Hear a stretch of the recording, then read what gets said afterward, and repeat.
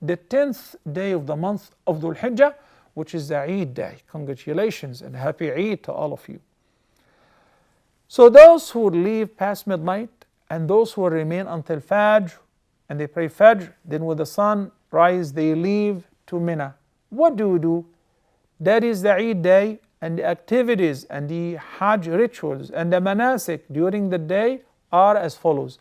Number one, to use those 7 pebbles to throw them at what is known as Jamratul Aqaba.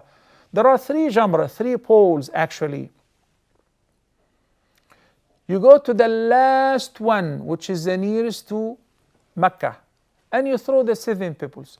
While you're walking from Muzdalifah or in the train or in the bus, you keep saying, Labbaik Allahumma labbaik, labbaik la sharika laka labbaik, and you say it out loud until you reach Jamratul Aqaba.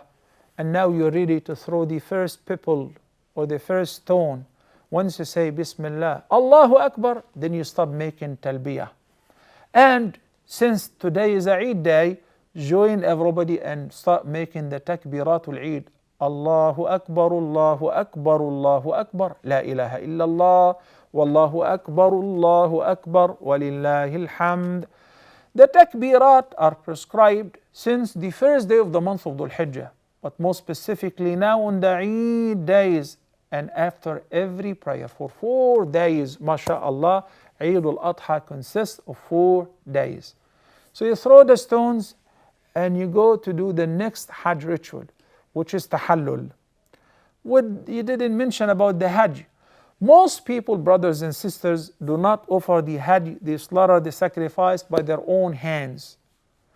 But simply they purchase a voucher from one of the legitimate banks which are widespread in Mecca, that by proxy they offer the sacrifice on your behalf. That's called Hajj.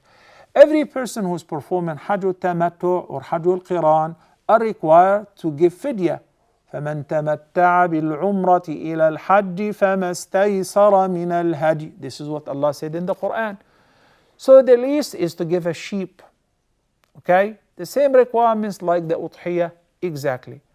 If you paid for it and you have the voucher, alhamdulillah, then you can proceed towards the next nusuk, which is tahallul, getting your hair cut or shaved. And now for men, it is highly recommended to get their hair shaved, because the Prophet ﷺ said, Rahim Allahu al-muhalliqeen. May Allah have mercy on those who shave their heads during tahallul in Umrah or Hajj. So the companions asked him, O Prophet of Allah, what about those who only shorten? He prayed 3 times for those who shave versus once for those who shorten their hair, but it's permissible and that will do it. But this is tahallul asghar, the minor tahallul. It gives you the permission to do everything which was restricted during ihram. Now I can start clipping my nails, wearing my thawb, wearing my perfume, wearing my kufi. Okay, do everything, but husband and wife relationship and intimate relationship, no. Why not? Because you still have to fulfill the remaining pillars of Hajj, which is tawaf. You do tawaf and sa'i, then everything is lawful for you. So what you need to do is, after you throw the stones, you consider the Hajj is done if you paid for it, or if you're doing it by your hand, you do it. Then you do tahallul, you shave or trim, you dress up in your regular clothes, and proceed to the haram to perform tawaf. Here I have a friendly advice. Since we're talking about performing tawaf, and the haram can only take, certain number of people at a time, and the volume is huge, the 4 million people who want to perform tawaf, and they want to get it done, I advise you to follow the group leaders, the organizers, the instructions which is done by the local officers, where they regulate this camp, they perform tawaf at this time, or in the morning, or in the evening, so that you don't end up going to Mecca and you cannot make it because it is very crowded.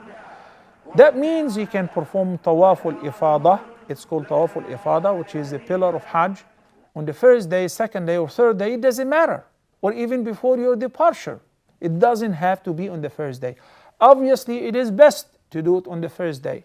especially for women who may experience the menses after that.